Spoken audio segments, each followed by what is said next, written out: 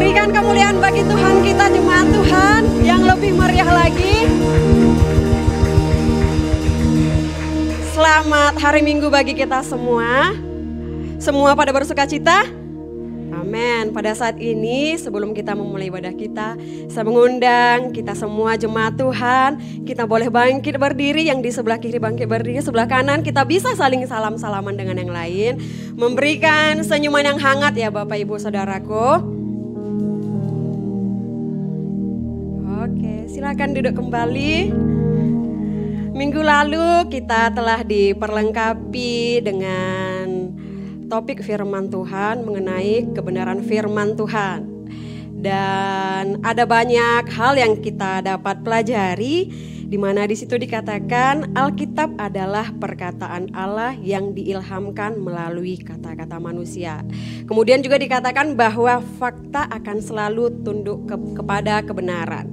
Dan juga dikatakan juga bahwa membaca Alkitab sama dengan mempercepat pertumbuhan rohani. Siapa di sini yang misalnya mau ingin pertumbuhan rohaninya cepat, marilah membaca kebenaran firman Tuhan. Dan juga ada juga PR yang diberikan bagi kita pada minggu lalu, tips untuk bagaimana caranya untuk membaca firman Tuhan, bahwa biarlah kita memulainya dengan doa dan meminta pimpinan Roh Kudus sebelum kita membaca Alkitab. Dan juga yang keduanya bahwa dikatakan melalui membaca, mulai membaca dengan satu pasal ayat Alkitab. Dan juga saya percaya kita semua telah mengerjakan PR kita di minggu lalu. Amin.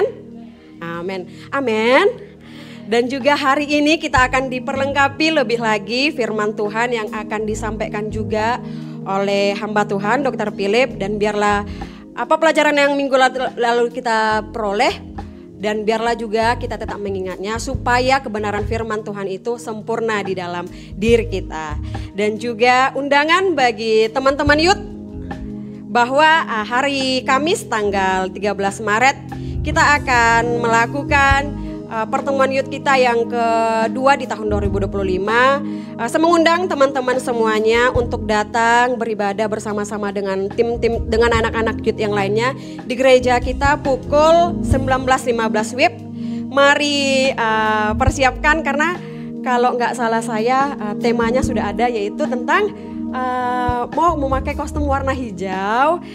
Pokoknya semuanya berbau warna hijau lah kalau tidak salah saya. Nah, supaya kita bisa share, bagi-bagi tentang firman Tuhan, mari kita semua muda-mudi datanglah hari Kamis ini. Dan juga untuk selanjutnya ada kabar sukacita bahwa juga teman kita, pemimpin rohani kita, yaitu Kak Andri Zebua, berulang tahun yang ke-34 tahun. Berikan kemuliaan bagi Tuhan. Terima kasih untuk pelayanan, untuk kesetiaannya. Terima kasih juga untuk teladannya bagi kami semua. Ya betul ya, karena kita tahu nggak gampang, pasti ada juga prosesnya. Tetapi hamba Tuhan ini sampai hari ini masih ada bersama-sama dengan kita.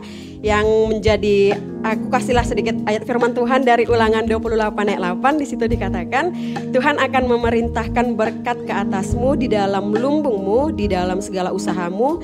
Ia akan memberkati engkau di negeri yang diberikan kepadamu oleh Tuhan Allahmu. Selamat ulang tahun sekali lagi kepada Kak Andri.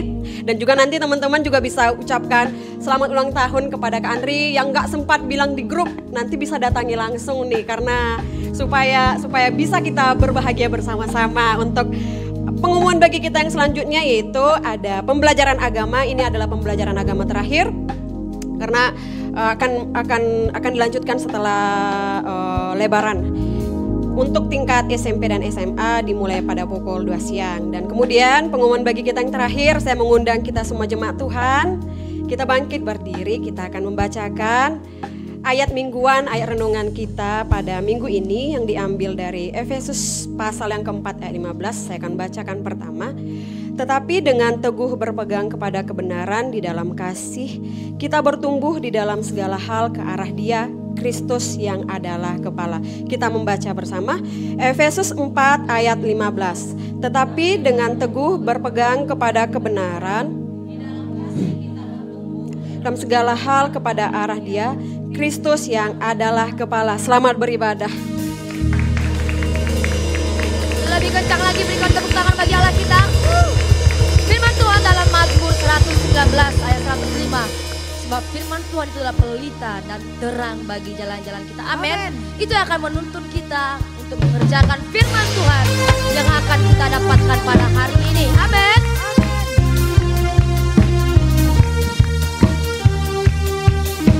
Kita akan bersama-sama bernyanyi bersama choir ya.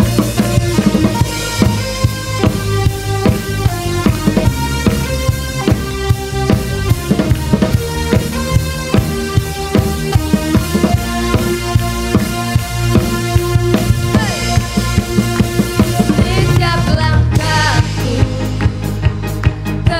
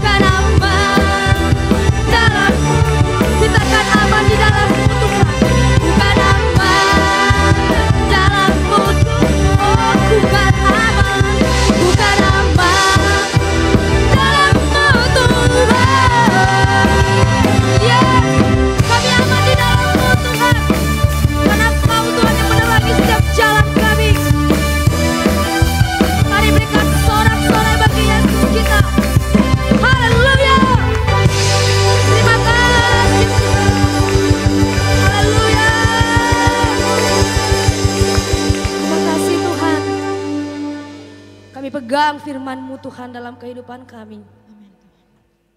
Sebab firman-Mu adalah satu-satunya petunjuk yang benar dalam kehidupan kami. Untuk kami menjalankan kehidupan kami. Semuanya oleh berkat kemurahan-Mu Tuhan. Terima kasih Bapa.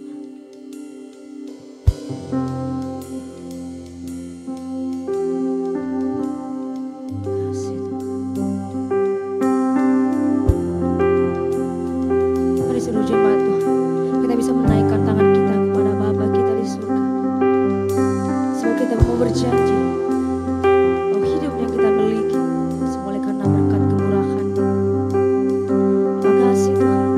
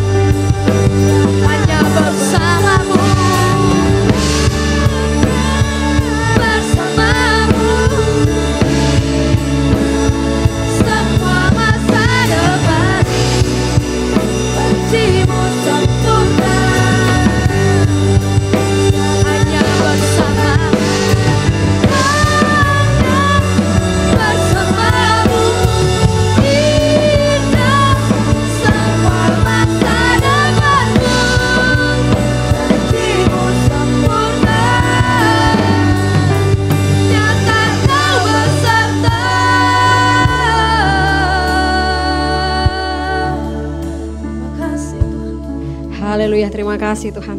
Pada saat ini jemaat Tuhan, kita kembali menaikkan ucapan syukur kita dan juga untuk topik doa kita dapat membacanya bersama.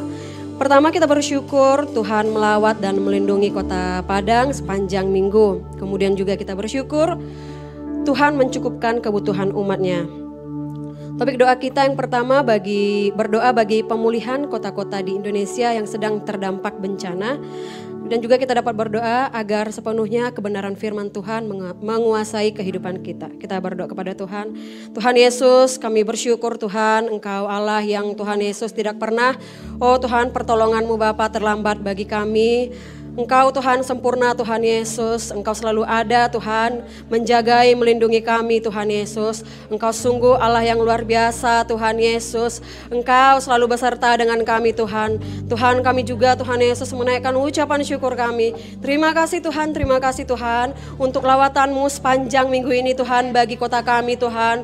Bagi kota Padang Tuhan Yesus, di mana Tuhan kami tahu Bapa sepanjang minggu ini Tuhan Yesus, ada Tuhan Yesus beberapa hari hujan melanda kota kami Tuhan, tapi kami bersyukur Bapa Engkau melawat, Engkau menatang kota kami ini Tuhan Yesus, sehingga Tuhan Yesus tidak Tuhan Yesus mendatangkan Tuhan Yesus malapetaka bagi kota kami Tuhan Yesus, sehingga Tuhan Yesus hari ini pun Tuhan kami Bapa bisa Tuhan berkumpul di tempat ini Bapa semua Tuhan Yesus, karena rancangan-Mu indah bagi kota kami. Engkau mengasihi kota kami, kota Padang Tuhan Yesus. Kami juga Tuhan bersyukur kepadamu ya Tuhan Yesus, Engkau Tuhan yang mencukupkan Tuhan Yesus segala kebutuhan setiap umat-Mu Bapa. Apa yang diperlukan umat-Mu Tuhan Yesus panjang minggu yang lalu Tuhan, Engkau telah menyediakannya Tuhan Yesus, tidak berlebihan Bapa tapi cukup Tuhan Yesus. Kami berdoa Tuhan Yesus, biarlah Bapa Engkau juga Tuhan Yesus yang memberikan Bapa kesembuhan Bapa, sukacita umur panjang Tuhan Yesus bagi Tuhan jemaat-Mu Bapa yang berulang tahun juga Tuhan Yesus. Biarlah Tuhan hati kami Tuhan Yesus menyanyikan Bapa kebesaran Tuhan dalam hidup kami sehari-hari Tuhan. Biarlah Bapa kami mazmurkan Engkau Bapa dalam setiap kehidupan kami Tuhan. Sekalipun itu sulit Bapa, tapi kami mau percaya Tuhan dengan mempraktekkan Bapa, memperkatakan kebenaran firman-Mu Tuhan, itu akan menambahkan Tuhan Yesus sukacita kami Bapa. Sehingga Tuhan Yesus apapun Bapa yang kami hadapi Tuhan, kami percaya Tuhan yang ada bersama dengan kami. Tuhan Yesus, kami juga berdoa pada saat ini Tuhan Yesus kepadamu Tuhan, Engkau yang memulihkan Tuhan Yesus beberapa daerah, beberapa kota Tuhan Yesus, yang Tuhan Yesus terjadi di kota kami Indonesia ini Tuhan Yesus, di mana Bapa ada beberapa Tuhan daerah Bapa yang sedang terdampak bencana Tuhan. Tuhan kami Engkau memberikan Tuhan Yesus, haleluya Bapa, kesatu hatian Bapa baik bagi pemerintah, bagi masyarakatnya juga Tuhan Yesus. Kami berdoa Tuhan Yesus, biarlah Bapa mereka boleh bangkit Tuhan Yesus dari Bapa keadaan mereka Tuhan Yesus. Biarlah Bapa mereka Tuhan Yesus mulai menata ulang Tuhan Yesus apa yang telah Tuhan Yesus,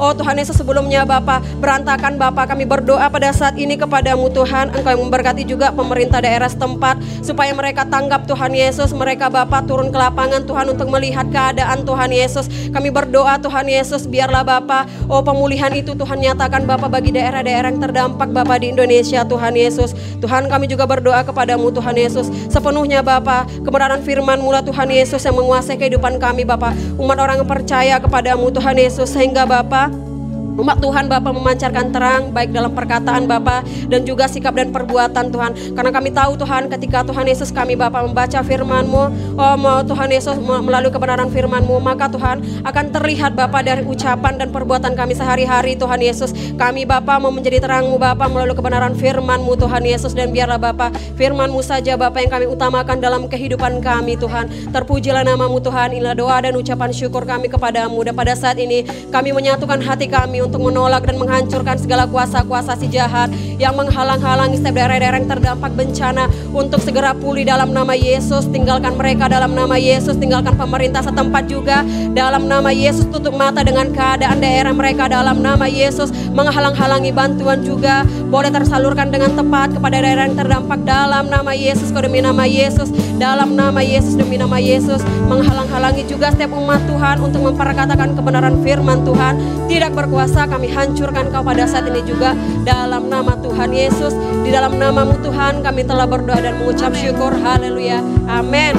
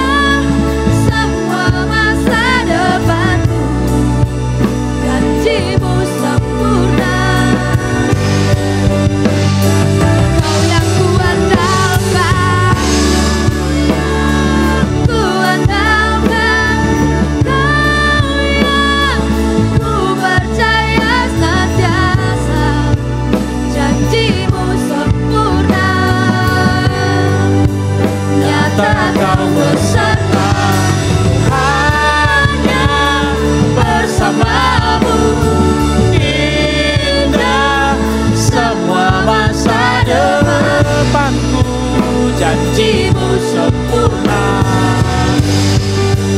Nyata kau beserta, hanya bersamamu. Indah semua masa depanku, janjimu sempurna. Amin. Nyata kau beserta.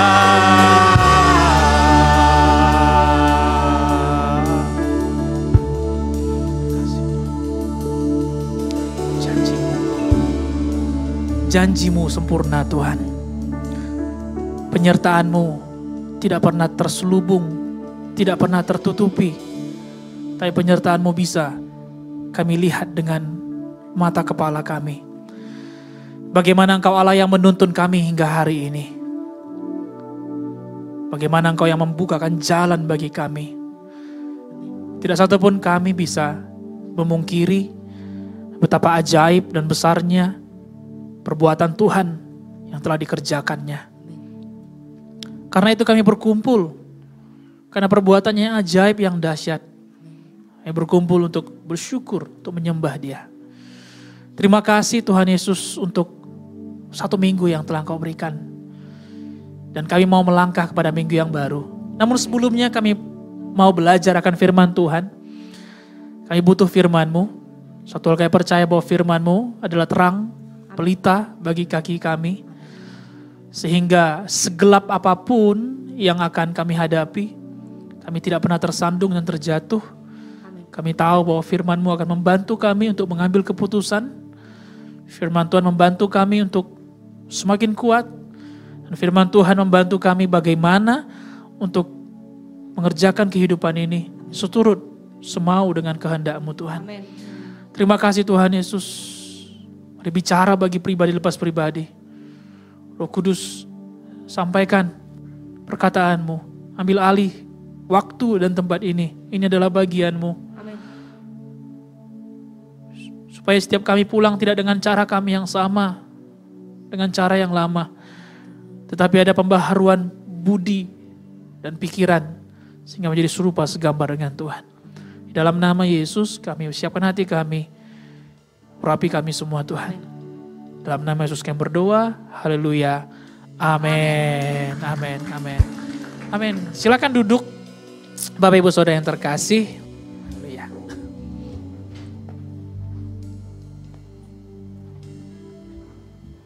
Baik.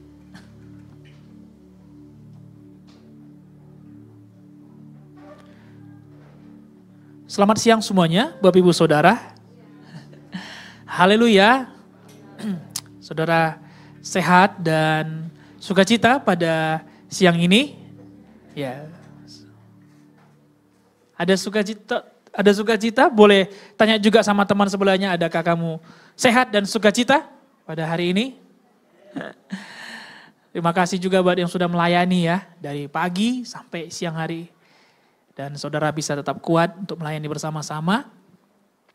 Saya sangat bersyukur dan sangat diberkati kita semua melalui kesetiaan para pelayan-pelayan Tuhan yang bisa melayani sampai pada hari ini.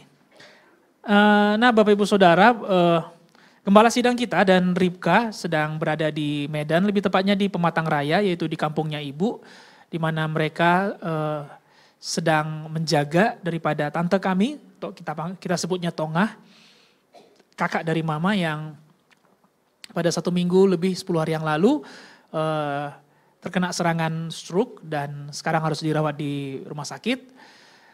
Dan pada hari Rabu yang lalu Ibu sama Ribka berangkat ke Medan untuk menjaga, membuktikan kasih kita juga kepada keluarga dan juga untuk merawat. Dan sampai hari ini mereka masih di Pematang Raya.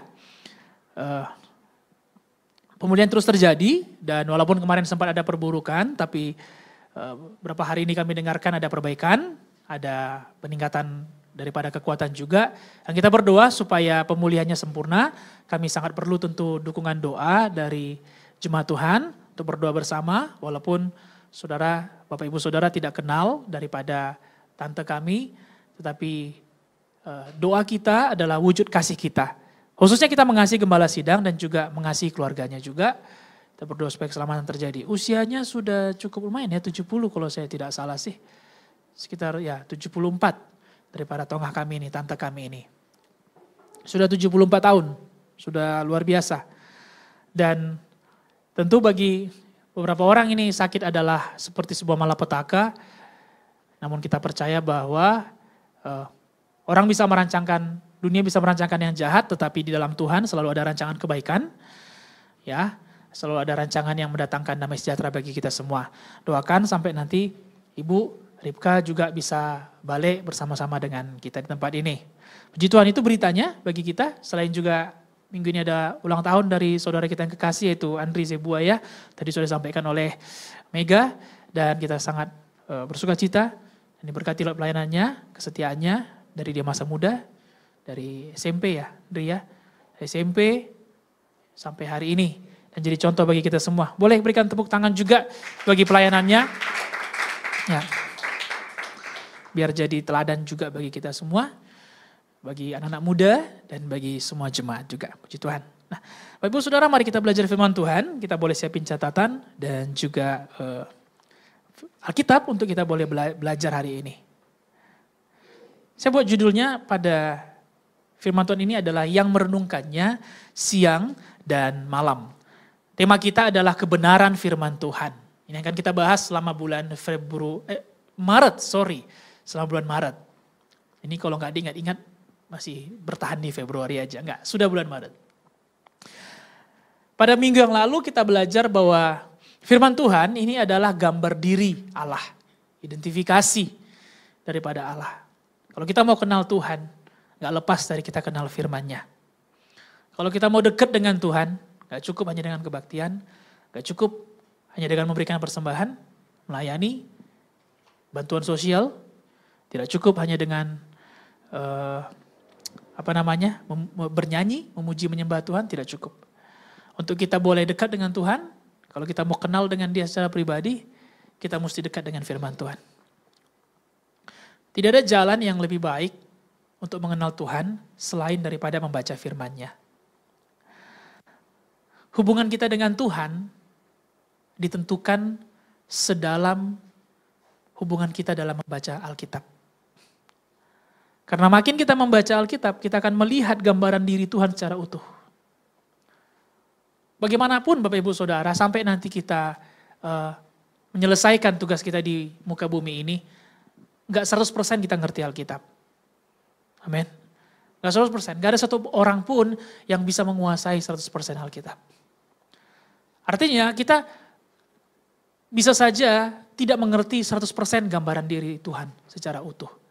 Tapi bukan berarti kita tidak perlu belajar mengenai gambaran dirinya, pribadinya, janjinya, perintahnya, larangannya, serta kesukaannya.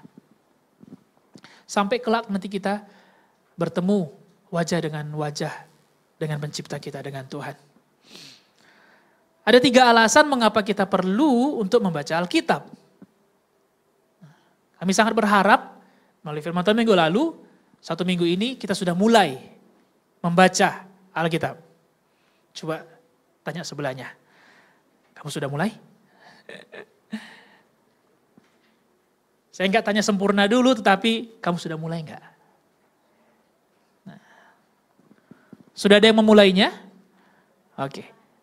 Nah, ada 3 alasan penting kenapa kita perlu baca Alkitab. Sehingga dengan alasan ini kita tahu dan menyadari bahwa baca Alkitab bukan saat ada kesempatan saja. Tetapi memang secara sengaja kita memberikan waktu kita untuk membaca Alkitab. Bukan karena ada waktu kosong saja. Alasan pertama adalah bahwa Alkitab adalah perkataan Allah yang diilhamkan melalui kata-kata manusia. Alkitab ini adalah sumber yang dapat dipercaya. Kalau buku sejarah pun kita percaya, Alkitab melebihi itu. Bahkan pada minggu yang lalu saya sampaikan ada puluhan ribu, kurang lebih sekitar 20 ribuan catatan sejarah yang mendukung kesahan daripada apa yang ditulis dari Kejadian sampai Wahyu. Bapak Ibu Saudara, kalau misalnya kita melihat manuskrip atau misalnya tulisan-tulisan sejarah, seringkali itu diabadikan ya, di dalam sebuah museum, dijaga, dikotakin. Bahkan tidak jarang juga yang dikunci dengan sandi keamanan tertentu supaya tidak mudah untuk dicuri. Saking berharganya. Minggu lalu saya sampaikan bahwa firman Tuhan ditulis di dalam waktu 1500 tahun. 40 lebih penulis Alkitab dari Kejadian sampai Wahyu. Dan ada sekitar 20.000 lebih catatan yang mendukung bahwa Kejadian sampai Wahyu adalah benar terjadi. Kejadian Musa benar, kejadian Joshua benar, kejadian Kaleb benar, kejadian Abraham benar. Dan seluruh kejadian sampai Wahyu adalah benar. Dan kita di dalam penantian menantikan Wahyu itu digenapi dalam kehidupan kita. Kita pun menjadi bagian daripada catatan sejarah tersebut.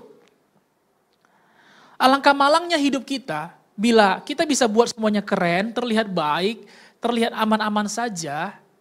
Tapi ternyata ketika ditanya sumbernya dari mana, ternyata bukan dari firman Tuhan.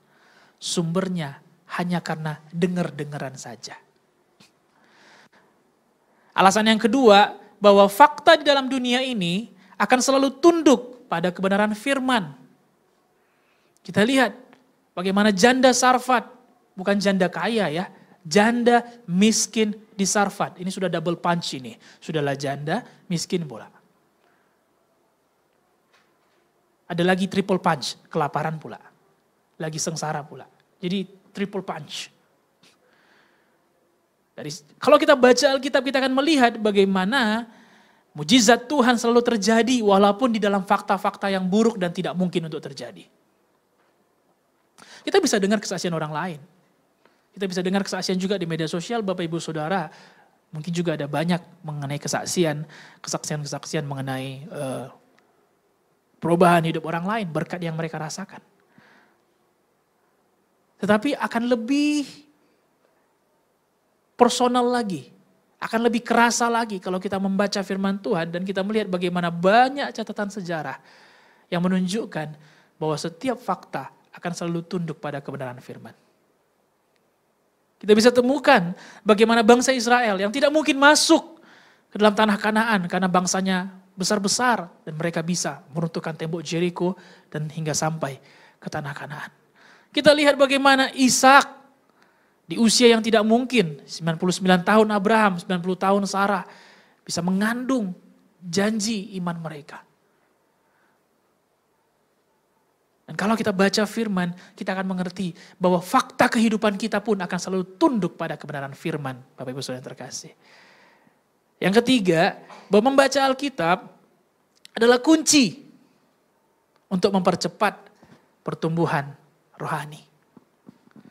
Membaca Alkitab adalah spiritual training kita, adalah latihan rohani kita.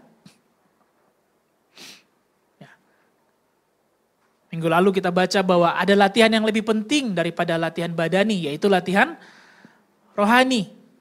Nah kalau kita latihan badani, contohnya misalnya kita olahraga, kita nge-gym, tujuannya supaya otot kita makin besar. Yang ada yang nge-gym supaya ototnya makin kecil ya, supaya ototnya makin besar. Kita jaga makan supaya apa? Badannya makin slim, makin ideal, perutnya makin rata, ya. Nah, kita pun makan buah, makan sayur, kita pun merawat wajah kita supaya wajah kita apa? Menolak tua atau menerima tua? Menolak tua. Tidak ada orang yang merawat wajahnya supaya terlihat lebih tua. Bahkan demikian lebih lagi latihan rohani. Tujuannya adalah supaya rohani kita makin kekar, makin berotot, makin kuat. Sehingga enggak goyang gitu. Dan kita melatih rohani kita supaya makin ideal. Enggak obesitas. Enggak kegemukan. Tapi ideal, sehat. Salah satu spiritual training itu adalah dengan membaca Alkitab. Bahkan dikatakan membaca Alkitab mempercepat pertumbuhan rohani kita. Kita melihat salah satu perjalanan daripada pemimpin di dalam kisah Alkitab yaitu Yosua. Di dalam Yosua 1 ayat 7-8. Ceritanya adalah setelah Musa meninggal dunia, kemudian Allah melanjutkan kepemimpinan kepada seorang pemimpin baru namanya Yosua. Dan ini terdapat dalam Yosua 1, yaitu di dalam awal-awal kepemimpinannya. Yang artinya ini nasihat Tuhan langsung kepada Yosua. Saya akan bacakan dalam terjemahan bahasa Indonesia masa kini. Kalau saudara mau, saudara juga bisa sama-sama membacanya. Ayat 7, hanya hendaklah engkau sungguh-sungguh yakin dan berani. Engkau harus menjaga agar engkau mentaati seluruh hukum yang diberikan Musa hambaku itu kepadamu. Jangan kau lalaikan sedikit pun, maka kau akan berhasil. Buku hukum itu harus selalu kau bacakan kepada umatku. Pelajarilah buku itu siang dan malam, supaya selalu kau melaksanakan semua yang tertulis di dalamnya. Kalau kau melakukan semuanya itu, hidupmu akan makmur dan berhasil. Perintah Tuhan kepada Yosua katanya, bagian dari ayat 7 tadi, bagian awalnya berkata, hanya hendaklah engkau sungguh-sungguh yakin dan berani. Yakin dan berani.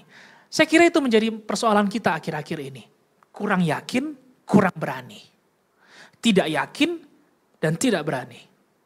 Atau ada juga orang yang yakin tapi belum tentu berani. Dan ada juga orang yang berani tapi gak punya keyakinan. Dia cuma modal apa? Nekat doang. Ada juga.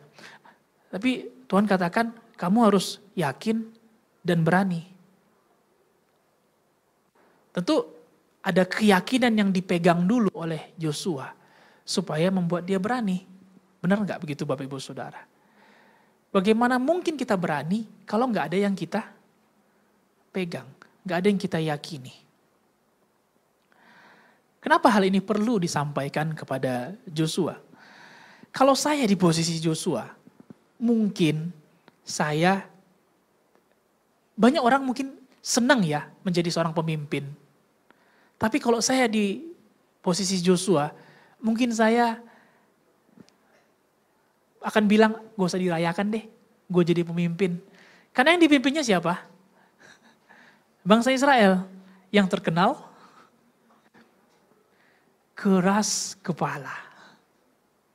Apa? Keras kepala. Nah, tentu pemimpin 4D punya pengalaman ya dalam memimpin 4D-nya. Dalam memimpin khususnya rakyat yang keras kepala. 8 orang aja itu sudah seperti sebuah bencana. Setiap kali mungkin hari Rabu datang atau hari Selasa datang, mungkin doa pemimpin 4D-nya sudah berkali lipat ganda itu. Bukan lagi pasang lutut, udah pasang semuanya itu. Segala tangisan, berdoa, menengking satu persatu. Gak hanya setannya, bahkan orangnya pun mungkin dia tengkingin. Karena dia akan menghadapi orang-orang yang keras kepala. Sedangkan ini yang akan dipimpin adalah puluhan ribu orang yang keras kepala. Yang suka menuntut. Yang kalau gak dapat kemauannya, langsung komplain. Bahkan lebih lagi, Yosua sudah melihat dengan kepalanya bagaimana tanah Kanaan ini penduduknya kecil-kecil atau besar-besar, bukan kecil-kecil, besar. Bahkan teman-teman pengintai lain bilang bahwa kita ini kayak belalang di hadapan mereka. Kita seperti seekor semut di hadapan mereka. Artinya mereka itu gede banget. Dan Yosua memiliki mata yang sama melihat orang itu adalah orang-orang yang besar. Jadi kalau saya diberikan kepemimpinan pada hari itu, saya bukan langsung serta-merta, wah mantep ini, keren ini. Benar enggak? Saudara bisa bayangkan bagaimana rasanya diberikan kepemimpinan, tapi itu adalah beban yang berat bagi dia. Dia bisa katakan bagaimana mungkin masuk ke tanah Kanaan orangnya gede dan yang dipimpin orang-orang yang loyo. Orang-orang yang pernah bilang, kalau ternyata pun kami mati di padang gurun ini, lebih baguslah kami mati sebagai budak di tanah Mesir. Orang-orang yang dipimpinnya adalah orang-orang yang selalu komplain, Musa, mana ini? Kok gak ada daging? Mana ini? Kok gak ada semangka? Kok gak ada bawang? Lebih baguslah kami waktu jadi budak, kami bisa makan Itu orang-orang yang dia pimpin. Yang dia pimpin bukan pahlawan gagah berani. Berbeda dengan Daud, Bapak Ibu Saudara. Daud adalah seorang raja yang memiliki pahlawan-pahlawan, panglima-panglima perang, Abner dan kawan-kawan yang gagah perkasa, sedangkan yang dia pimpin adalah orang-orang yang loyo. Ada yang pernah bangga memimpin? Saya pernah dengar juga, misalnya kalau ditanya gembala sidang, bagaimana 4D-nya kemarin? Ya haleluya lah Bu. Kalau udah haleluya lah Bu, itu puji Tuhan lah selama-lamanya. Ya, cuma Tuhan dan dia yang tahu bagaimana ininya. Apa namanya? Beratnya memimpin 4D tersebut. Itu baru 12 orang. Sedangkan ini ada puluhan ribu orang yang harus dipimpinnya. Dan Musa dan Yosua mungkin berkata bagaimana dia yakin, bagaimana dia berani. Ada 4 kata kunci, bagaimana caranya supaya dia yakin dan berani. Kita lihat di dalam ayat 7 sampai ayat 8.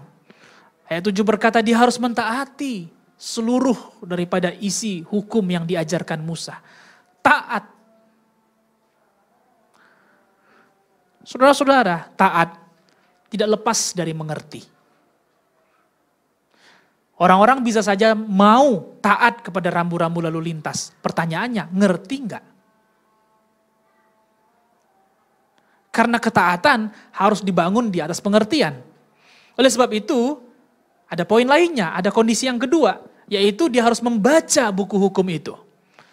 Dan bahkan dikatakan, Allah katakan, kau harus bacakan kepada seluruh umat Israel.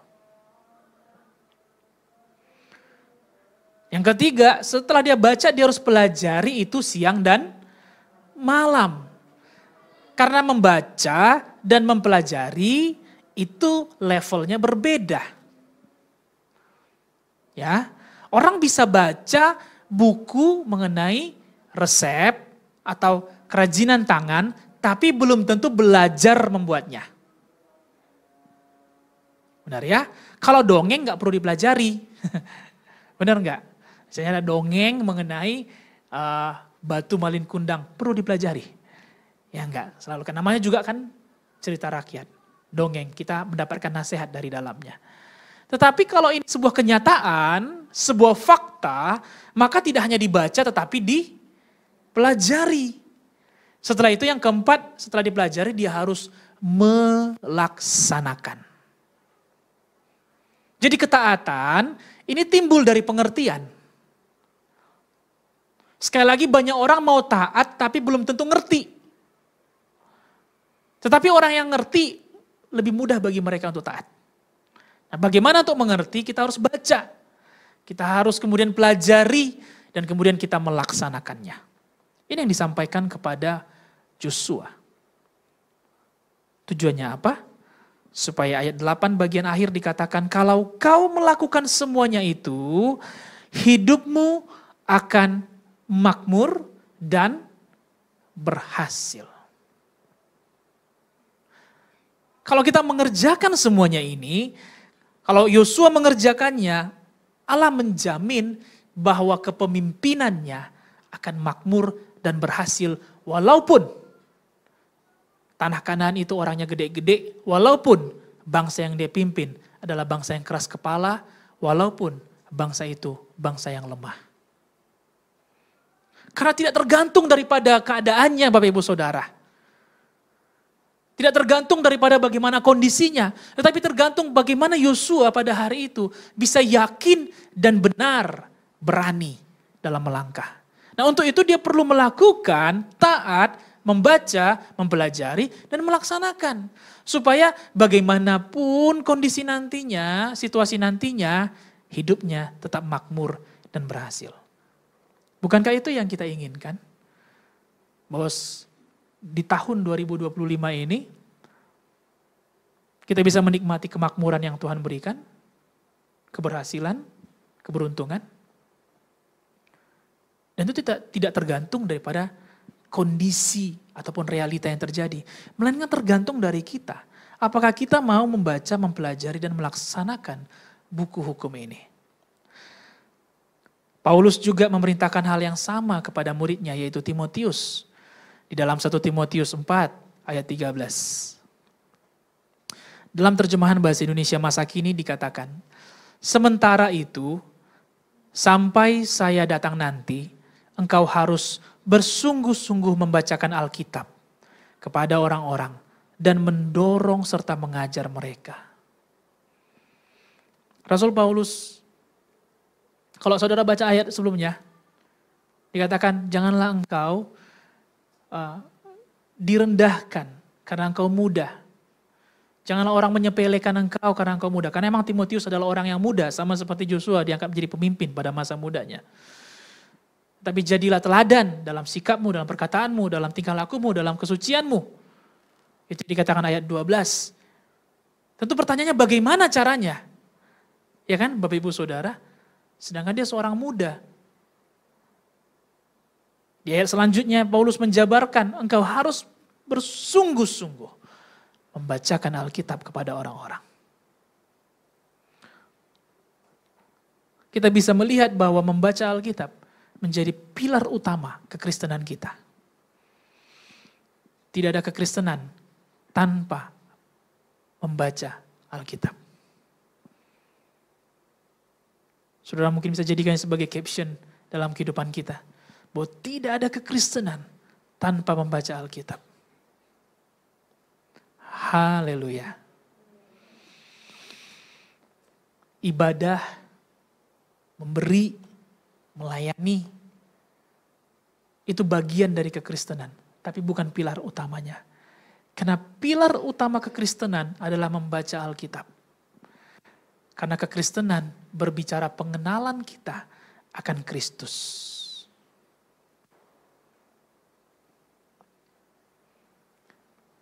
Jadi sudah seharusnya membaca Alkitab menjadi gaya hidup orang Kristen.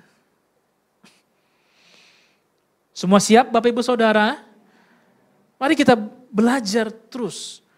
Jangan hanya menunggu kesempatan tetapi kita meluangkan waktu kita dengan sengaja. Yakobus 1 ayat 23 sampai 25.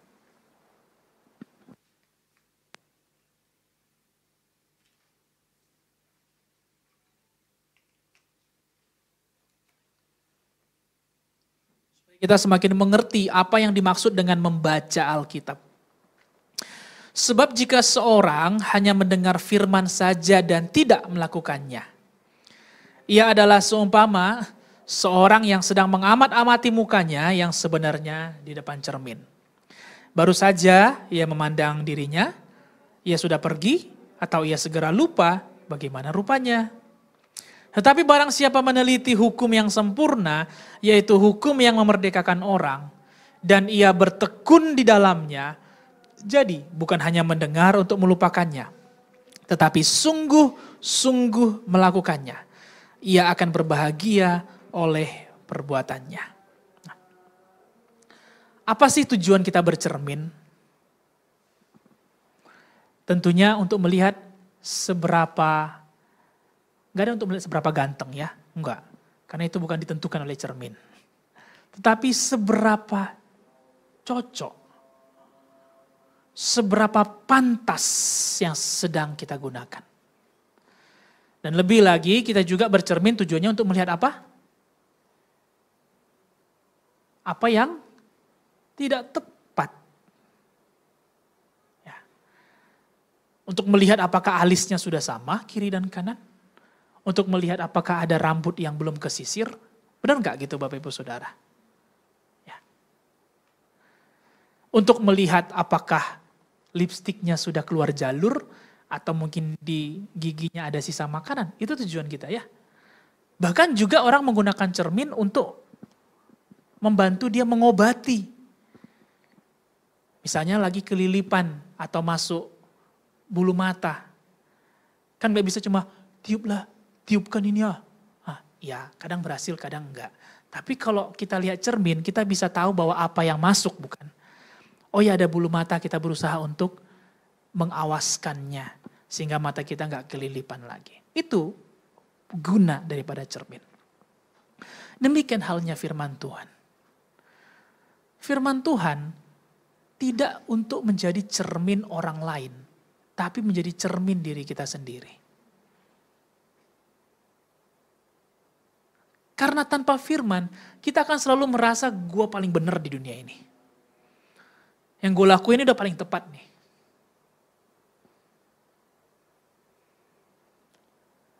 Bahkan firman itu bukan dikutip atau dicomot ayatnya, tujuannya menjadi cermin bagi orang lain, artinya untuk menyerang orang lain. Tidak, tetapi lebih lagi untuk mengkoreksi diri kita. Kitab Yakobus berkata, kalau orang hanya dengar firman tapi nggak sampai ke melakukannya. Jadi dia cuma dengar tapi nggak lakuin. Dia sama kayak orang yang lihat cermin, tahu, oh ininya nggak pas ya, oh lipstiknya keluar jalur ya, oh ada sisa makanan, tapi nggak dia kerjain. Lalu kemudian dia berpaling, apa tadi ya? Enggak, udah keren. Padahal dia sangat apa? Sangat jelek. Tapi dia merasa, ya udah saya keren. Pede aja. Tanpa firman Tuhan, demikianlah kehidupan kekristenan kita. Kita akan merasa bahwa kita paling benar. Apa yang saya lakukan ini sudah tepat. Maju aja deh. Terobos saja. Karena kita hanya mendengar dan tidak melakukan. Membaca Alkitab bukan hanya untuk menambah pengetahuan kekristenan kita. Melainkan agar kita melakukan segala yang tertulis di dalamnya sehingga hidup kita berbahagia. Karena kalau kita nggak melakukan yang tertulis di dalamnya, hidup kita berbahaya, Bapak Ibu Saudara. Sekali lagi bahwa membaca Alkitab bukan hanya untuk menambah pengetahuan kekristenan, sehingga kita tahu ayat dan kita bisa mempergunakannya saat-saat tertentu. Tidak, melainkan agar kita melaksanakan segala yang tertulis di dalamnya. Agar kehidupan kita semua, saya, Bapak Ibu Saudara, berbahagia. Kita belajar bahwa kebahagiaan gak ditentukan dari situasi luar kita. Karena kalau kebahagiaan ditentukan oleh kondisi luar, kebahagiaan kita bisa naik dan turun. Lagi everything is okay, fine, ya kita bahagia. Terus yang lainnya lagi kurang, kita menjadi murung. Itu bukan kebahagiaan. Kebahagiaan kita justru kita temukan ketika kita berhasil melaksanakan firman Tuhan.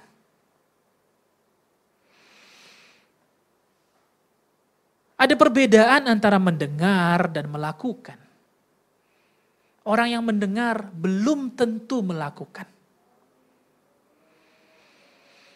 Firman Tuhan berkata bahwa iman timbul dari pendengaran. Amin. Dan pendengaran akan firman Tuhan. Dan itu yang selalu bisa terjadi dalam kehidupan kita. Ketika kita dengar firman, mungkin kita dengar di gereja atau dengar di komunitas kita. Atau kita dengarkan via media sosial yang sedang kita scroll, kita dengar, wah kita mungkin meneteskan air mata, kita dijamah. Saat itu iman kita timbul. Sama-sama katakan timbul. Tapi apakah sesuatu yang timbul pasti hidup? Saya akan analogikan seperti mengerjakan tumbuhan. Salah satu dari kita seperti Pak Duru mengerjakan hidroponik. Kita menggunakan media rock wool dalam menanamnya. Ketika benihnya hidup, dia akan timbul. Apakah pasti dia akan menghasilkan sesuai yang kita mau? Belum tentu. Kadang-kadang kita akan kadang-kadang yang timbul itu bisa kutilang. Kurus, tinggi, ya bukan tinggi langsing. Nggak gemuk sayurnya, krempeng. Kadang-kadang kita udah timbul, wah kita pun sebagai pembibitnya atau sebagai pekerjanya happy. Tapi 3-4 hari busuk dan kemudian mati. Iman memang timbul dari pendengaran Bapak Ibu Saudara. Tapi belum tentu semua yang timbul pasti hidup. Pasti bertahan. Perlu ada usaha bagaimana supaya yang timbul ini bisa bertahan hidup. Orang yang mendengar bisa saja muncul imannya. Tetapi ada kemungkinan besar selangkah dia keluar, selangkah dia meninggalkan gedung ibadah, dia lupa apa yang harus dia lakukan. Melakukan akan berbanding lurus dengan pengertian. Hanya orang yang mengerti yang bisa melakukannya. Kalau kita mengerti akan rambu-rambu lalu lintas. Di sini nggak boleh parkir, di sini nggak boleh stop, lampu kuning kita hati-hati, lampu merah kita berhenti. Kalau kita mengerti dan kita tahu, kita mengerti bahwa itu semua itu dibuat tujuannya supaya kita tidak mengalami kecelakaan. Dan kalau kita mengerti, maka kita akan dengan mudah untuk melakukannya. Tapi kalau hanya sekedar dengar, lampu merah jangan jalan ya. Lampu merah pokoknya berhenti aja deh.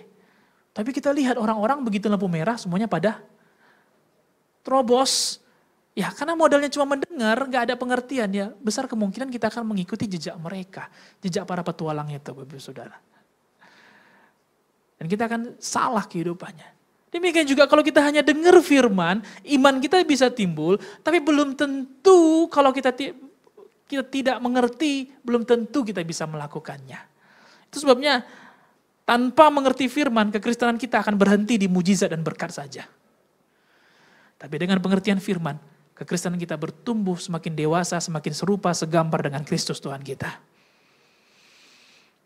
Amin. Orang yang mengerti firman Tuhan akan cenderung untuk melakukan firman itu. Nah, bagaimana untuk membangun pengertian? Dari sini kita belajar bahwa bukan hanya membaca ya, ternyata membaca itu memiliki makna yang lebih dalam, yaitu supaya kita mengerti. Sama-sama katakan mengerti. Nah, untuk membangun pengertian, nanti saya akan jabarkan lebih lanjut. Ada 3 hal yang harus dilakukan. Yang pertama, tadi kita baca ya di dalam ayat 25. Yuk kita baca sekali lagi, Yakobus 1 ayat 25. Tetapi barang siapa meneliti, ini yang pertama, yaitu meneliti hukum yang sempurna. Yaitu hukum yang memerdekakan orang dan ia bertekun di dalamnya. Yang kedua adalah bertekun. Jadi bukan hanya mendengar untuk melupakan, tetapi sungguh-sungguh melakukannya. Ia akan berbahagia oleh perbuatannya. Pada waktu saya kuliah Bapak Ibu Saudara, di dalam perguruan itu kan dibagi ya, kurang lebih 3,5 tahun sarjana kedokteran dan kemudian 2 tahun koas untuk mengambil gelar dokter. Saya bingung, orang kan mungkin bingung ya, bukan saya saja yang bingung, bahkan orang pun bisa bingung. Bagaimana sih caranya menghafal semua penyakit itu? Benar ya? Gak hanya puluhan, ratusan yang harus dipelajari. Dan lebih bingung lagi, bagaimana tahu obatnya? Bagaimana tahu obatnya? Dan lebih bingung lagi, bagaimana cara kerjanya? Nah, sehingga kemudian pada waktu kami kuliah, dibuatlah suatu pembelajarannya waktu itu namanya PBL, Problem Based Learning. Jadi pembelajaran berdasarkan masalah. Bukan pembelajaran orang-orang bermasalah ya, bukan. Tapi pembelajaran berdasarkan masalah. Problem based learning. Dilakukanlah tutorial atau kelompok diskusi 2 kali seminggu. Pertemuan pertama kita untuk menentukan learning objektifnya. Mau belajar apa kita. Diberikanlah sebuah kasus penyakit sehubungan dengan blok yang sedang kami pelajari. Tapi begitu pun, setelah semua blok ini kami lewatin, kami pun bingung sebenarnya. Bingung karena semuanya masih serba hafalan. Ya penyakit ini, obatnya begini, ini. Tapi masih serba hafalan, kami belum ketemu langsung dengan case-case-nya.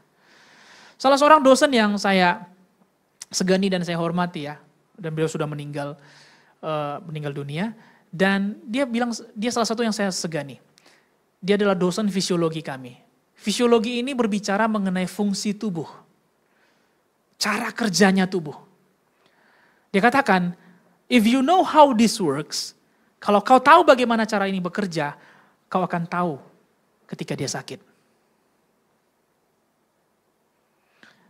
Kalau kau tahu bagaimana obat ini bekerja, kau akan tahu kapan saja obat itu digunakan. Kalau kau nggak tahu parastamol itu buat apa, parastamol, oh ya buat mencret misalnya. Nah sudah pasti salah, bersalah-salahan ke belakangnya. Tapi kalau kau tahu bahwa parastamol itu dia bekerja untuk menurunkan suhu di pusat daripada pengaturan suhu, maka kamu akan tahu segala penyakit yang ada demamnya, maka obat ini akan keluar. Dan kalau kau tahu bagaimana tubuh manusia bekerja, kau akan tahu sumber penyakit itu dari mana. Kau nggak perlu hafal semua penyakit katanya. Kau nggak perlu tahu semua penyakit. Kau hanya perlu tahu bagaimana ini bekerja. Oke? Saudara bisa mengerti ya sampai di sini? Nah, yang mau saya sampaikan bahwa Alkitab berisikan bagaimana cara Tuhan bekerja. Dari Kejadian sampai Wahyu. Dari penciptaan bumi ini sampai Wahyu ketika ada di Pulau Patmos. Keseluruhan Alkitab bukan berisi cerita yang cerita rakyat atau kisah-kisah yang hanya sekedar kata-kata atau terputus-putus, tidak. Tetapi kalau kita baca Kejadian sampai Wahyu, kita akan melihat bagaimana Tuhan bekerja. Caranya bekerja. Dan kalau kita mengerti bagaimana Tuhan bekerja, maka kita tahu apapun yang kita hadapi, Tuhan tetap sama dan bekerja. Amin. Hal ini saya terapkan pada waktu saya koas dan kemudian pada waktu saya menjadi dokter. Tidak jarang saya menemukan kasus-kasus dan saya bersyukur juga ada cukup banyak kasus-kasus yang sulit yang Tuhan percayakan melalui pasien. Ada kasus yang sulit misalnya kayak anemia berkepanjangan. Yang tidak sembuh-sembuh, yang tidak selesai misalnya. Atau misalnya ada lagi demam yang sudah 3 bulan. Oke, saya ambil satu case contoh. Sekitar beberapa bulan yang lalu, sebenarnya ini saya tidak masukkan dalam list kesaksian saya, tapi saya teringat akan kejadian ini. Sekitar 3-4 bulan yang lalu, ada satu orang pasien dari Cina dikonsulkan, dari Guangzhou. Keren juga ya. Dan itu saya memerlukan Google Translate, karena dia nggak bisa bahasa Inggris. Saya harus pakai, ya itu, Google Translate untuk menerjemahkannya. Thanks to Google Translate. Dan dia mengeluhkan, ibu ini mengeluhkan ada nyeri yang hebat di punggungnya. Dan itu membingungkan, dia ada demam dan lain sebagainya. Kemudian saya tidak langsung fokus kepada penyakitnya, tapi saya mengingat kembali bagaimana tulang punggung ini bekerja. Dan kenapa ada rasa sakit. Kalau di tulang punggung ada rasa sakit, ya pasti kalau nggak tulangnya, kalau nggak sendinya, kalau nggak sarafnya, kalau nggak muscle-nya, ototnya. Itu yang saya fokuskan. Nah kemudian dia berbicara ada demam. Nah langsung saya mengingat kembali kalau demam ini pasti ada infection. Maka saya nggak akan tanyakan, ibu terpuntir nggak, keseleo nggak, lagi main tarik tambang nggak? Enggak, karena kan ada demam. Nggak ada orang habis tarik tambang demam kan ya Bapak Ibu Saudara. Ya ada. Demam panggung mungkin, tapi demam karena tarik tambang kan tidak. Berarti ada infeksi. Maka saya langsung berpikir bahwa oh ini ada infeksi tulang. Infeksi apa yang bisa memakan waktu sampai 3 bulan? Nah, kemudian saya mencerna lagi, oh ya infeksi yang 3 bulan sudah pasti bukan infeksi bakteri yang biasa, pasti bakteri yang bisa sembunyi. Salah satunya adalah ya tuberkulosis. Kemudian saya katakan, kemungkinan besar ini adalah tuberkulosis tulang. Coba pastikan ke rumah sakit ini. 3 minggu kemudian dia chat saya dan dia katakan, you sungguh keren sekali. 3 rumah sakit di sini tidak ketemu dan kemudian saya sampai di rumah sakit besar, seorang profesor, dan ternyata saya benar, saya TB tulang. Hasil MRI saya menyampaikan bahwa saya TB tulang. Semuanya ini akan lebih mudah untuk saya temukan. Bukan berarti sangat mudah ya, menjadi lebih mudah. It doesn't mean bahwa itu mudah. Tapi lebih mudah karena kita mengerti bagaimana prosesnya. Demikian juga, hukum yang disampaikan dalam Alkitab untuk memerdekakan orang. Bukan untuk mempersulit kehidupan orang. So if you know, jika kita tahu bagaimana Tuhan bekerja. Dan kita tahu pribadinya. Gambar dirinya, maka kita akan tahu bahwa hidup ini aman di dalam tangannya. Amin, Bapak Ibu Saudara. Namun gak cukup hanya baca. Kita perlu baca, pelajari, dan lakukan. Nggak cukup hanya sekedar baca biasa, kita perlu teliti, kita perlu bertekun, dan kita perlu melakukannya.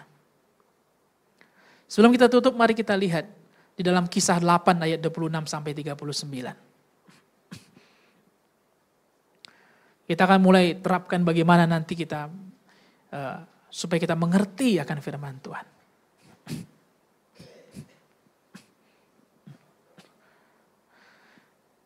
Kemudian berkatalah seorang malaikat Tuhan kepada Filipus, katanya, bangunlah dan berangkatlah ke sebelah selatan.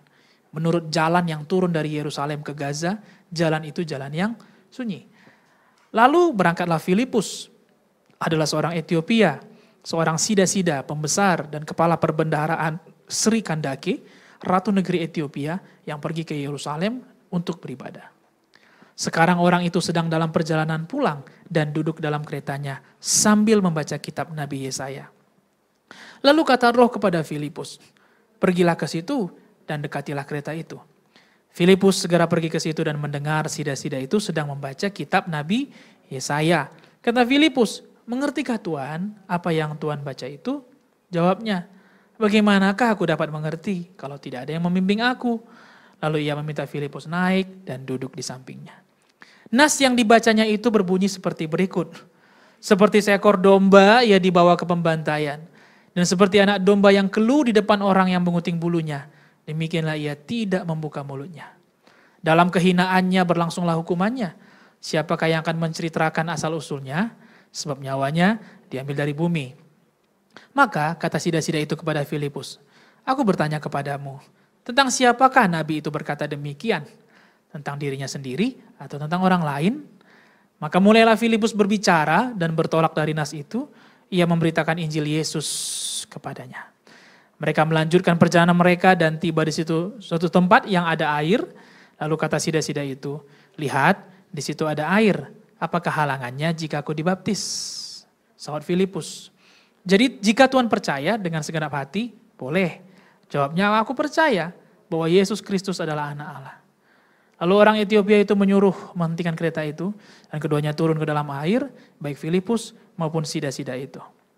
Dan Filipus membaptis dia, dan setelah mereka keluar dari air, Roh Tuhan tiba-tiba melarikan Filipus, dan sida-sida itu tidak melihatnya lagi. Ia meneruskan perjalanannya dengan sukacita.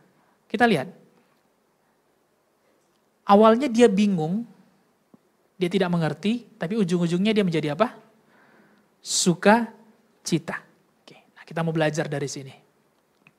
Ada beberapa ayat yang saya highlight yang mau kita fokuskan. Yang pertama kita lihat di dalam ayat 28. Nah, sekarang orang itu sedang dalam perjalanan pulang. Pulang dari mana? Dari mana? Coba dibaca lagi. Nah, supaya nanti selanjutnya kita beginilah cara kita membaca Alkitab. Dia pulang dari mana Bapak Ibu Saudara? Dari ibadah di mana? Yerusalem. Oke. Nah, dia baru pulang ibadah. Nah, sedang dalam perjalanan pulang dan duduk dalam keretanya sambil membaca kitab Nabi. Nah, dari sini kita bisa tarik pelajaran bahwa dia baca Alkitabnya setelah apa? Setelah ibadah. Loh, bukannya tadi ibadah dia sudah dengar firman. Nah, ternyata dengar firman aja gak cukup. Kita perlu baca firman. Amin.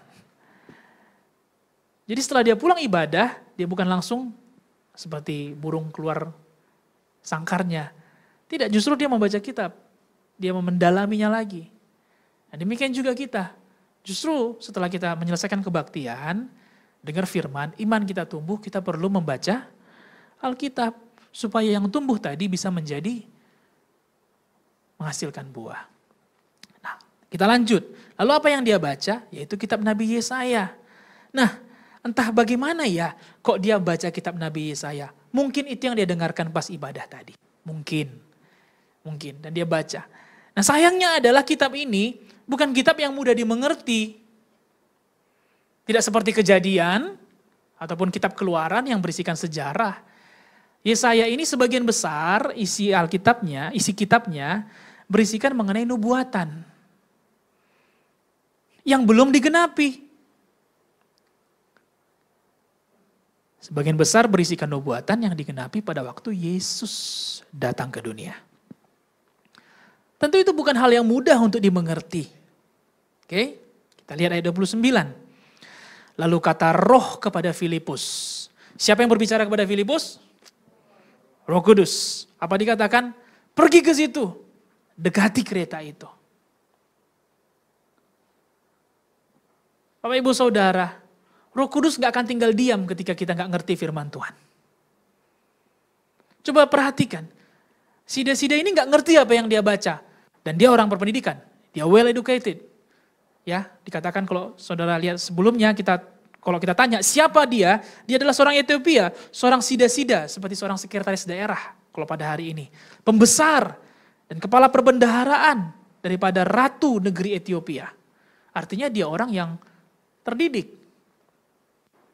terpelajar, kaya.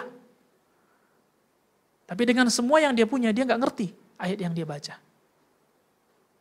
Wajar? Wajar. Karena sekali lagi tidak semua kitab mudah untuk dimengerti. Dan itu wajar. Bukan berarti harus di skip. Jadi dia men-challenge dirinya gitu loh. Bahwa ini saya gak ngerti, saya mesti baca lagi. Ayat 29 kita belajar bagaimana Roh Kudus tidak akan pernah membiarkan kita bingung.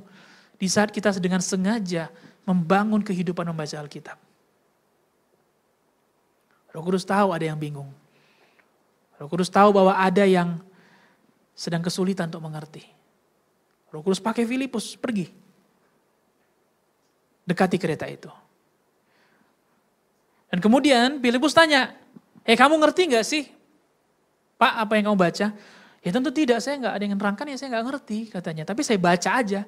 Bayangkan dia gak ngerti tapi tetap dia baca loh. Bagaimana kerinduannya, bagaimana kesungguh-sungguhannya untuk bisa membaca firman Tuhan. Lalu ia minta Filipus dan duduk di sampingnya. Dan kemudian kita bisa mengerti kebingungannya. Ayat 32 sampai 33. Apa yang buat dia bingung? Coba bayangkan isi kitabnya seperti ini. Seperti seekor domba ia dibawa ke pembantaian. Dan seperti anak domba yang keluh di depan orang yang menggunting bulunya. Demikianlah ia tidak membuka mulutnya. Dalam kehinaannya berlangsunglah hukumannya. Siapa yang akan menceritakan asal usulnya? Sebab nyawanya diambil dari bumi. Menurut Bapak Ibu Saudara, ini tentang siapa? Tentang? Kita pasti akan bilang ini tentang Yesus. Karena kita ada setelah Yesus datang ke dunia. Sedangkan cerita ini, kisah ini terjadi sebelum atau setelah? Kisah Yesayanya sebelum. Sida-sidanya ada setelah, tapi sida-sidanya gak kenal Yesus. Oke? Nah, kisah Yesaya ini sebelum, benar ya? Karena kitab Yesaya terdapat di dalam perjanjian lama, kitab Yesaya ini sebelum, tapi sida-sida ini ada di waktu setelah Yesus ada di dunia. Tentu dia bingung, ada dua momen waktu yang dia tidak mengerti. Yesaya ini kan ada sebelum Yesus, bagaimana mungkin dia tahu? Tentu itu menjadi kebingungan, menjadi sebuah konflik dalam pikirannya. Tapi Roh Kudus gak biarkan dia bingung. Dari ayat 35, maka mulailah Filipus berbicara. Dan bertolak dari nas itu. Dan dia memberitakan Injil Yesus kepadanya. Keseluruhan isi Alkitab akan selalu menuntun kita kepada Yesus. Bagian-bagian Alkitab yang tidak kita mudah untuk mengerti atau susah untuk mengerti.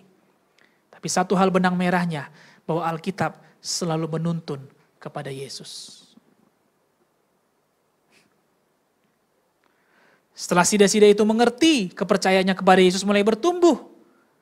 Dia tidak kenal Yesus, tidak jumpa Yesus. Dia datang hanya untuk beribadah ke Yerusalem. Dia ibadah tapi belum memiliki pengenalan pribadi akan Yesus. Tapi karena dia membaca, Roh Kudus pakai Filipus. Filipus menerangkan dan kepercayaannya kepada Yesus mulai bertumbuh. Ayat 39, dan setelah mereka keluar dari air, sida-sida itu memberikan dirinya dibaptis. Roh Tuhan tiba-tiba melarikan Filipus dan sida-sida itu tidak melihatnya lagi. Ia meneruskan perjalanannya dengan sukacita. Lihat bagaimana dari kebingungannya membaca Alkitab, membaca kitab Yesaya, tapi dia teruskan Dia baca. Dia berikan waktu untuk membacanya. Dan Roh Kudus mengirimkan Filipus untuk menolongnya. Dan dari situ dia bertemu dengan pribadi yang namanya Yesus. Dan setelah dia menemukan Yesus, kebingungannya diubahkan menjadi sukacita. Menjadi sebuah kebahagiaan.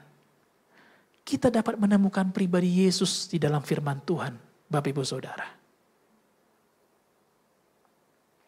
Pribadinya akan kita kenal di dalam firman Tuhan. Lebih dari bernyanyi, melayani, lebih dari memberikan persembahan, berkegiatan sosial, ngumpul. Lebih daripada itu, memberikan waktu membaca Alkitab, membuat kita kenal pribadi Yesus. Dan kalau kita kenal bagaimana pribadi Yesus, kita akan tahu bagaimana kasih-Nya, bagaimana Dia bekerja di dunia ini. Dan bahwa Dia adalah Allah yang sama. Kitab Matius berkata langit dan bumi akan lenyap, tapi perkataan Tuhan tidak akan pernah berlalu.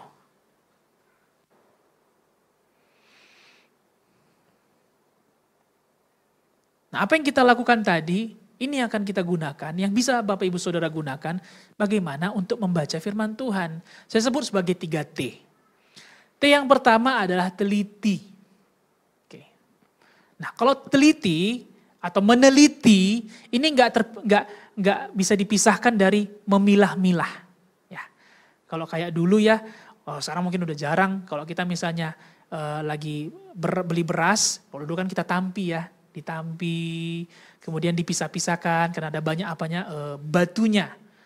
Harus teliti, karena kalau nggak teliti bisa kelewatan. Benar nggak gitu Bapak Ibu Saudara? Nah ini ketelitian ini pun musuh dari orang-orang pinter biasanya. Karena kalau orang pinter biasanya sudah langsung merasa tahu. Baru kerjakan ujian, udah langsung kumpulin. Gak mau lagi diteliti. Seringkali ini juga disampaikan sama saya dulu sama guru-guru saya. Kau udah bagus tapi kau kurang teliti. Nah, banyak orang ingin cepet. Terlihat keren, terlihat bisa, mampu, tapi nggak teliti. Karena yang namanya teliti itu tuh butuh waktu. Sama-sama katakan butuh waktu. Benar nggak? Ya kan? Butuh waktu. Nah, kenapa dari beberapa waktu yang lalu saya juga cerita kepada salah satu pasien saya, kita ngobrol mengenai makanan tradisional. Contohnya seperti lape misalnya. Dengan bahan-bahan yang sama, hasilnya pasti sama.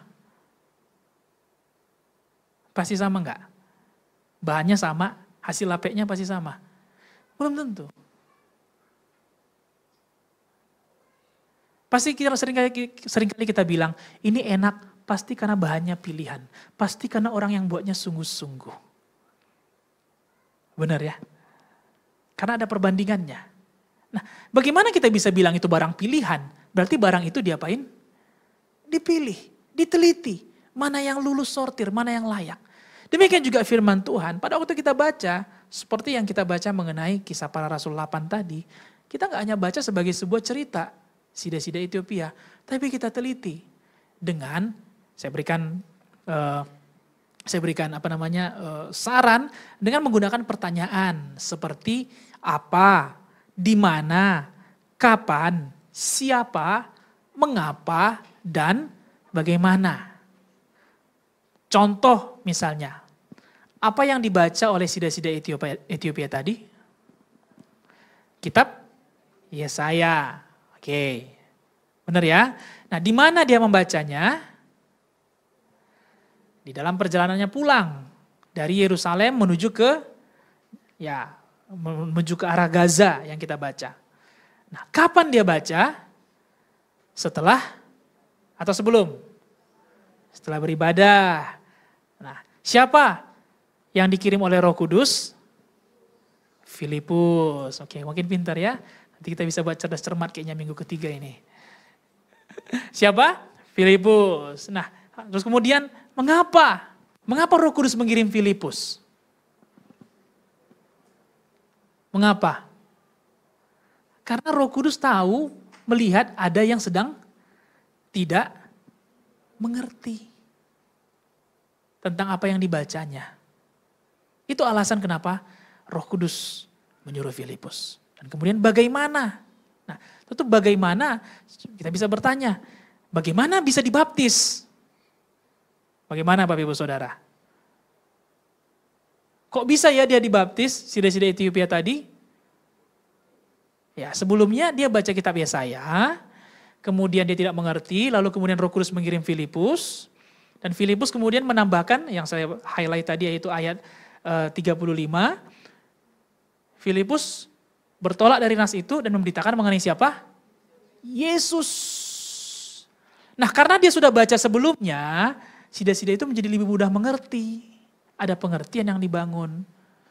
Dari dia mengenal Yesus, kemudian dia bisa dibaptis. 5W dan 1H. What, where, when, who, why, dan how. Teliti ini kita perlu repot sedikit. Tapi beda nanti hasilnya. Yang kedua tekun. Nah, tekun ini artinya setelah kita selesai membaca, kita perlu meluangkan waktu.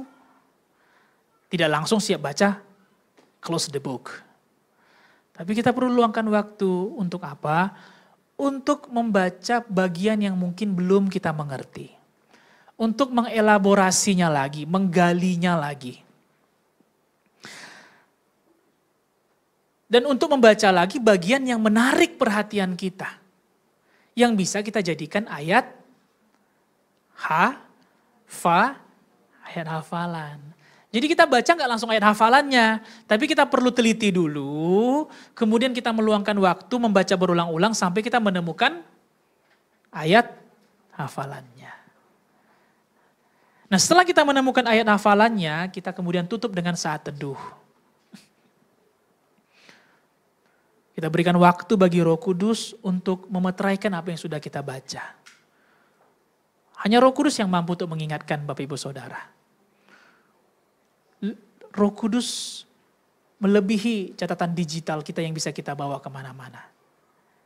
Karena catatan digital dalam HP bisa habis baterai, bisa corrupt, bisa error. Tapi Roh Kudus tidak bisa error, tidak bisa corrupt, dan tidak pernah kehabisan baterai untuk mengingatkan kita. Yang ketiga, yaitu tugas. Setelah kita saat teduh, kita tahu bahwa ada tugas kita. Kita flashback dikit ke tadi yang firman Tuhan yang kita baca Kisah 8. Apa tugas antara kita dengan Tuhan? Tugasnya adalah membaca, walaupun sudah ibadah. Benar enggak? Tugasnya apa lagi? Tugas kita adalah memberi diri kita percaya dan dibaptis. Itu tugas kita dengan Tuhan. Tugas apa lagi antara kita dengan sesama? Seperti Filipus. Dia membantu sida-sida yang tidak mengerti. Ini tugas kita. Bahwa kita yang memiliki pengertian wajib untuk menolong mereka yang lemah. Lalu tugas apa lagi? Tugas antara kita dengan sumber daya yang kita punya. Filipus bisa bilang, Roh Kudus, dia kan baru siap ibadah, ngertinya dia itu lama-lama. Atau Filipus pun bisa menolak, Roh Kudus kau kan roh penolong dan kebenaran. Kau bisa datang hinggap sama dia lalu beritahukan, bisa. Namun Filipus menyadari bahwa ada sumber daya yang dititipkan sama dia. Apa sumber dayanya? Yaitu pengenalannya akan Tuhan. Yang bisa dia bawa kepada sida-sida tersebut, yang kemudian justru memperkenalkan sida-sida itu kepada Yesus. Itu tugas antara kita dengan Tuhan, antara kita dengan sesama, dan antara kita dengan sumber daya yang kita miliki.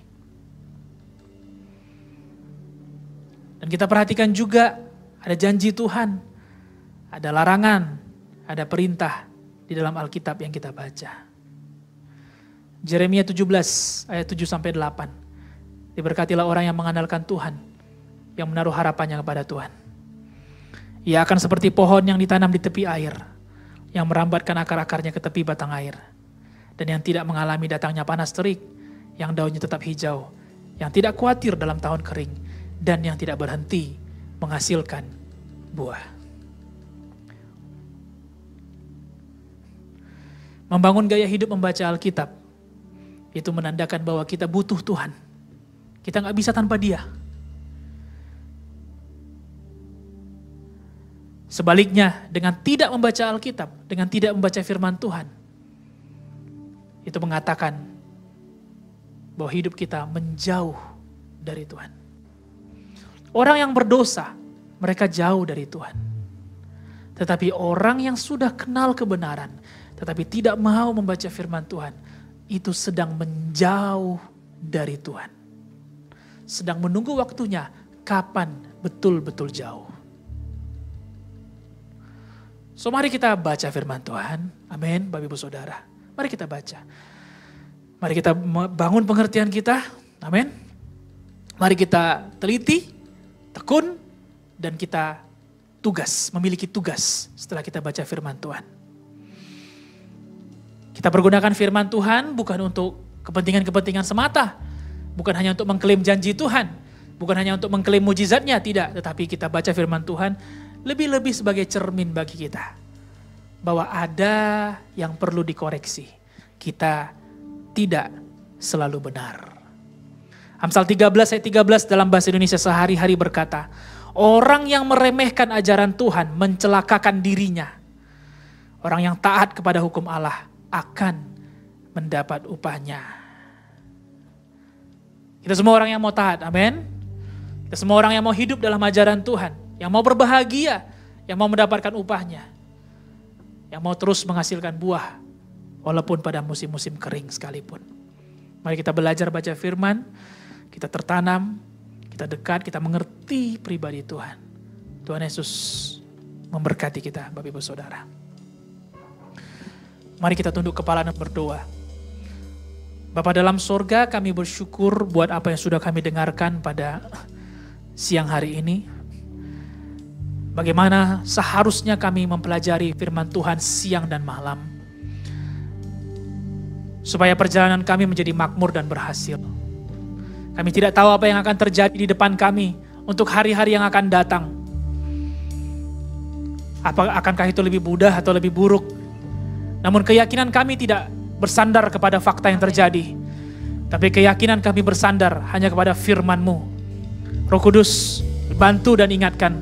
Supaya kami semua yang sudah dengar firman, tidak cukup hanya iman kami tumbuh, tetapi kami perlu memberikan waktu untuk membaca firman Tuhan. Amen. Supaya timbul pengertian.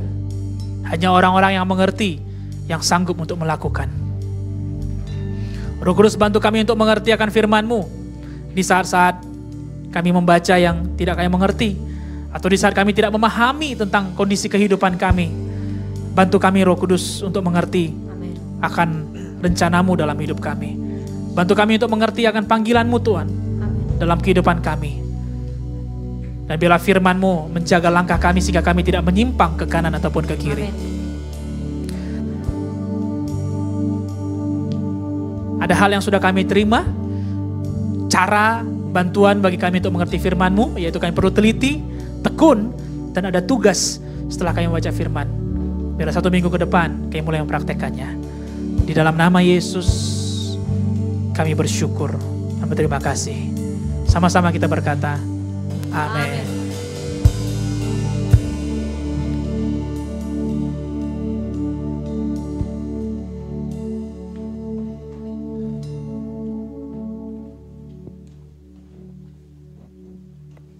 Haleluya semua umat Tuhan. Baiklah, sebelum kita memberi persembahan kita dan ucapan syukur kita, terlebih dahulu mari kita mengucap syukur dan bersatu dalam doa. Bapa kami yang di surga, pada saat ini Tuhan, terpujilah nama-Mu Tuhan. Pada saat ini Tuhan kami mengucap syukur Tuhan buat segala Tuhan kasih-Mu Tuhan, bahkan juga pemeliharaan-Mu Tuhan, perlindungan-Mu Tuhan, yang senantiasa Tuhan pada saat ini kami tetap merasakannya Tuhan. Terima kasih juga Tuhan pada saat ini Tuhan kami juga bisa berkumpul di rumah-Mu Tuhan, bisa Tuhan beribadah. memuji, memuliakan, dan meninggikan nama-Mu Tuhan. Terima kasih Bapa, pada saat ini juga Bapa, kami Tuhan mau memberi Tuhan persembahan kami, ucapan syukur kami Tuhan, perpuluhan kami juga Tuhan, bahkan juga Tuhan penginjilan dan pembangunan Tuhan. Terlebih dahulu semuanya Tuhan kami serahkan ke dalam tangan-Mu, berkati Tuhan, agar semuanya Tuhan menjadi Tuhan, persembahan yang hidup Tuhan, persembahan juga yang harum di mata-Mu Tuhan. Terima kasih Tuhan, kami juga tidak lupa berdoa Tuhan, buat Tuhan semua Tuhan, umat-Mu Tuhan, yang bekerja Tuhan, baik Tuhan, di dalam instansi pemerintah juga Tuhan, dan juga instansi swasta Tuhan, apapun Tuhan profesi kami Tuhan, kami berdoa Tuhan, senantiasa Tuhan, tangan Tuhan yang memberkati pekerjaan kami, apapun yang kami kerjakan Tuhan, senantiasa Tuhan, berhasil Tuhan, berguna lebih lagi Tuhan, apapun Tuhan, semakin bertambah Tuhan, baik juga dalam profesi kami Tuhan. Terima kasih juga Tuhan, kami tidak lupa berdoa Tuhan buat setiap Tuhan, anak-anak-Mu Tuhan, baik Tuhan yang sedang pada saat ini mungkin dalam sedang studi, kuliah, atau sekolah Tuhan. Senantiasa juga Tuhan memberkati semua Tuhan yang menjadi kebutuhan mereka, Tuhanlah yang mencukupkan Tuhan. Dan bahkan juga Tuhan jadikan setiap anak-anak-Mu anak-anak yang pintar Tuhan. Masa depan Tuhan yang terbaik juga telah Tuhan sediakan bagi mereka, dan pekerjaan juga yang baik Tuhan. Terima kasih Tuhan, kami juga berdoa Tuhan buat setiap Tuhan umat-Mu pada saat ini, mungkin kami yang masih membutuhkan pekerjaan Tuhan. Tuhan yang senantiasa memberkati, membukakan lapangan pekerjaan, memakai orang-orang di luar sana Tuhan, untuk Tuhan bisa mempekerjakan kami Tuhan. Terima kasih Tuhan, kami juga berdoa pada saat ini buat setiap Tuhan umat-Mu Tuhan, yang mungkin yang pada saat ini yang sedang menanti setiap jawaban-jawaban doa dari Tuhan, dan bahkan juga pada saat ini yang mungkin mempunyai pergumulan atau yang sedang dalam sakit Tuhan, senantiasa kami berdoa Tuhan, agar Tuhan tetap Tuhan menjawab semua apapun doa yang sedang kami doakan itu, yang kami nantikan itu Tuhan. Dan bagi juga kami yang menanti kesembuhan, Tuhanlah yang berkuasa menyembuhkan setiap penyakit Tuhan yang ada di dalam tubuh setiap umat-Mu Tuhan.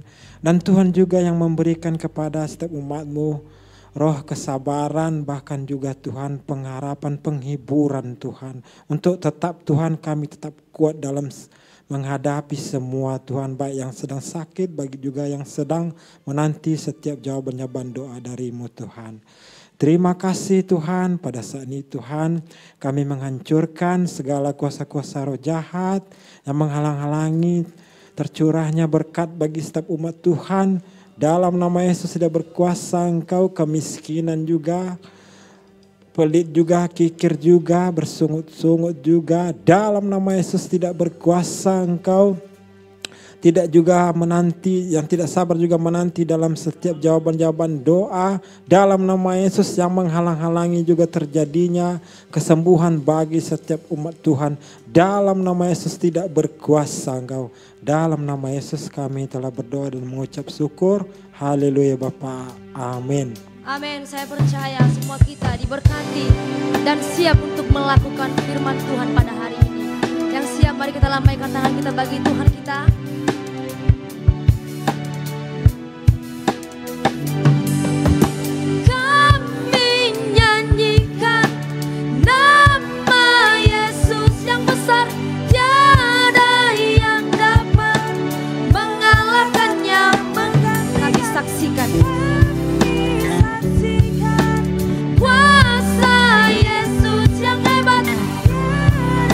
Yang dapat mengalahkannya.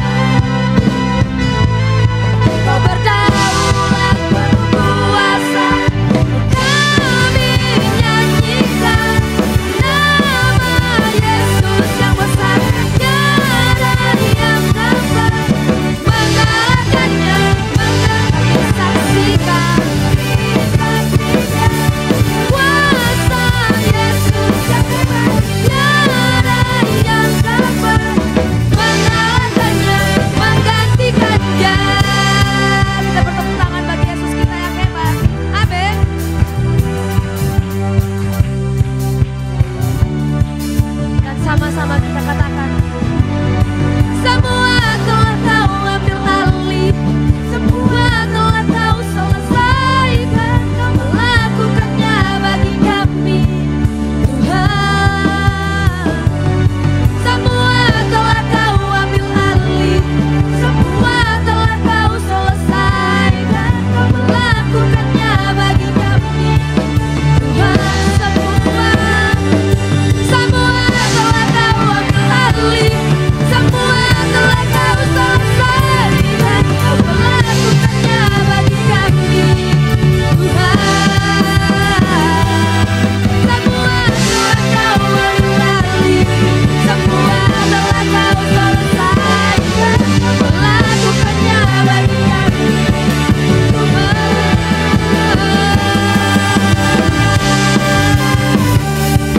Kami bersuka cita Tuhan, oleh karena Kau hidup dalam kebenaran-Mu. Dan sama-sama nyanyikan. Kami nyanyikan nama Yesus yang besar, tiada yang dapat mengalahkannya, menggantikannya. Kami saksikan kuasa Yesus yang hebat, tiada yang dapat mengalahkannya, menggantikannya. Haleluya.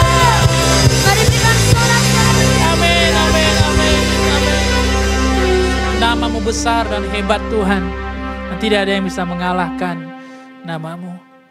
Sebelum kami menutup ibadah kami berdoa juga bagi Gembala Sidang Tuhan, yang pada hari ini di Pematang Raya di kampung bersama dengan Ribka. Tuhan, Kau memberikan kekuatan, Kau memberikan juga kemampuan dan tuntunan-Mu, supaya hamba-Mu bisa Kau pakai untuk menjadi berkat, penopang, kekuatan Tuhan Yesus bagi saudaranya yang sedang sakit. Berdoa juga bagi orang tua kami yang sedang sakit, supaya Tuhan sembuhkan, Tuhan angkat segala sakit penyakitnya. Tuhan pemakai tangan dokter, perawat, dan setiap orang-orang yang merawatnya, supaya kuasa Tuhan turun, kuasa kesembuhan ilahi mengalir terjadi bagi dia. Setiap obat yang dimakan, setiap obat yang disuntikkan juga menjadi kesembuhan bagi orang tua kami. Berkati juga Tuhan kesehatan daripada Gembala Sidang, dia pun kuat, dan dapat kami berjumpa kembali nanti di Kota Padang dengan kisah, dengan kesaksian yang luar biasa. Amin. Kami dengarkan bagaimana hamba-Mu Tuhan pakai untuk menjadi berkat bagi keluarganya. Terima kasih, ini doa kami Bapa. Kami serahkan juga bangsa dan negara kami kepadamu. Berkatilah Indonesia, biar sinar kemuliaan Tuhan terus memancar atas negara kami. Dan berkati juga Kota Padang, supaya Injil Tuhan dapat tertanam di dalam kota ini, menghasilkan dampak yang besar melalui perubahan hidup orang-orang percaya. Berdoa supaya lapangan pekerjaan terus dibukakan. Berdoa juga Tuhan supaya orang-orang percaya di tempat-tempat yang penting dapat menjadi perpanjangan tangan dan berlaku benar untuk menjadi kemuliaan bagi Yesus Kristus Tuhan. Berkatilah semua yang sudah melayani hari ini, bagi para keluarga gembala, bagi semua para pelayan-pelayan Tuhan, bagi para full-timer yang melayani, para leaders yang melayani hari ini. Berkatilah semua yang sudah berkorban dan berjeri lelah. Amin. Kami tahu bahwa ini semua tidak mungkin bisa menggantikan pengorbanan-Mu. Kami kerjakan ini sebagai bagian dari ucapan syukur kami. Terima kasih Bapa, kami siap masuki minggu yang baru. Kami tahu Engkau Tuhan yang sama, yang akan memegang teguh tangan kami. Ajari kami Roh Kudus untuk terus membaca, merenungkan, mempelajari, dan melakukan firman-Mu. Dalam nama Yesus kami menghancurkan dan mematakan segala roh kecelakaan dan maut di dalam nama Yesus. Kekhawatiran dan kebimbangan tidak bisa menjamah kami. Segala roh kehancuran, penyakit sampar kami tidak izinkan bagi kehidupan kami. Dalam nama Yesus, dalam nama Yesus. Terima kasih Bapa, terima kasih Tuhan Yesus. Marilah seluruh umat Tuhan yang kekasih angkatlah kedua tangan kita ke arah sorga. Dan terimalah kasih karunia daripada Allah Bapa serta persekutuan dengan Putra sorga yaitu Yesus Kristus Tuhan. Dan tuntunan dari Roh Kudus menyertai kita semua dari hari ini sampai Yesus datang kedua kalinya menjemput kita. Terimalah berkat ini dengan iman dan marilah kita hidup sebagai orang-orang yang lebih daripada pemenang. Di dalam nama Yesus Kristus Tuhan, semua yang percaya dan diberkati berkata, Amin.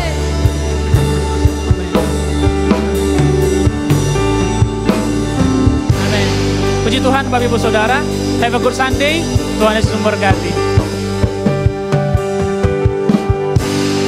Haleluya, selamat hari Minggu bagi kita semua. Dan saya percaya kita bisa melakukan firman Tuhan yang kita dapatkan pada hari ini. Dan jangan lupa bagi pemuda-pemudi untuk datang beribadah pada hari Kamis ini jam 19.15 WIB di GKI Padang.